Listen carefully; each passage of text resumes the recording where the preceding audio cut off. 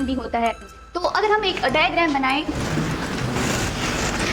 यहाँ से जो एक नीचे वाला ये कैप लाइक स्ट्रक्चर है, इसे हम रूट कैप कहते हैं। जो रूट कैप होता है इसके दो मेन फंक्शंस होते हैं। एक जो ये रूट की टिप है ये इसको प्रोटेक्ट करता है फ्रॉम एनी डैमेज। दूसरा, ये हमें सबको पता है कि जो रूट होता है वो डाउनवर्ड्स ही ग्रो करता है। ऐसा रूट कैप की वजह से होता है क्योंकि जो रूट कैप होता है वो पॉजिटिवली जियोट्रॉपिक होता है। तो रूट कैप जब नीचे से ग्रो करता है तब रॉक्स भी आ जाते हैं बीच में और बहुत सारे इसे डैमेज भी पहुँच सकता है। तो ये कैसे फिर से बनता है, तो इसके ऊपर और एक रीजन होता है जिसे हम रीजन ऑफ मेरिस्टेमेटिक एक्टिविटीज कहते हैं, मेरिस्टेमेटिक जोन कहते हैं।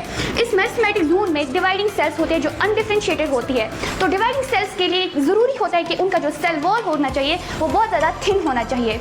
इनको डिवाइड करना होता है तो इसलिए इनका प्रोटोप्लाज्म जो होता है वो डेंस होना चाहिए ताकि मटेरियल ज़्यादा हो और वो डिवाइड कर सके। और इनका न्यूक्लियस स्मॉल इनका जो सेल होता है वो स्मॉल होता है, जो न्यूक्लियस होता है वो लार्ज होता है ताकि जेनेटिक मटेरियल जो हो वो ज़्यादा हो ताकि ये डिवाइड कर सके। तो इसके बाद और एक इसके ऊपर और एक जोन होता है जिसे हम रीजन ऑफ इलोंगेशन कहते हैं, इलोंगेशन जोन कहते हैं।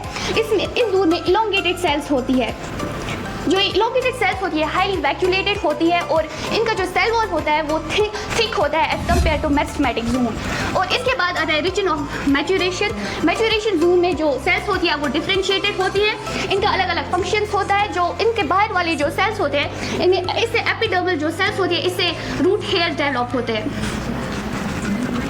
ये रूट हेयर इनका काम होता है कि ये वाटर और मिनरल्स को एब्जॉर्ब कर सके और ये रूट बाकी पार्ट्स को फिर ये दे सके। जो इसका जो अंदर वाले जो सेल्स होते हैं इनसे फिर वेस्कुलर टिश्यूज बनते हैं। Thank you.